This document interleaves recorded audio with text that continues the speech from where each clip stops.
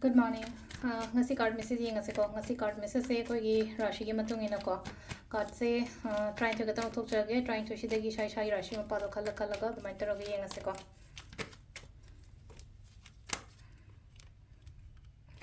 ahan base da lei re ani shuba ahum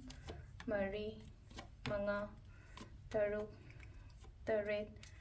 nipan mapan tara taramathoi Taranithoi. Quite a hand of Meshashi in a kaino, Miki, help Kumbaka Kumbatoko, and want to stum. I know me, Matin Toroga, the Minaswagi, the Matamatin Torocanico, Brisharashiko, Brisharashi, Gunasila say, Manungi, can say, Akibu Makaloi Tato, Odoganeco, Ingam Nina Kalagatabako, Mitun Rashi, and how I know I have a quarter of the side of the Tamako, season I want the Lambi Langan, I'm saying Nako, Adoga Selena Kutujaba, Gumbaka, Gumbaka, the Minamatin, Gumatoropa, Cosina, Karkarashi,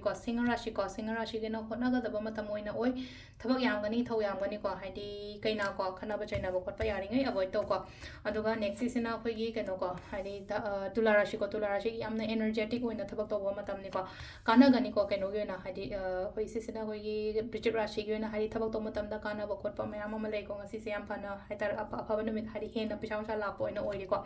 Sisina, Hoyi, and Olerico, Hadi Danu, Danugina, Hadi Kudung Chaba, Gumbaga, Gumbum like, whatever, nobody can get money, can go. Makar gisina tension stress ko mayam laiye khanjan gano yam ka hana ko khud sida su chamana na hadi aingonda mating ni khangde opportunities ni khangde thabaki oina kai oina yam lai ko sida kumra shigana last ke minna ko pechang sa lakani lakani hadi phajana section ko janna hai tar ko chalhanda na bataw biyo ko to sida leire khoi gi rashi gi matung inna ko kaino tarot card reading ma'am. Thank you.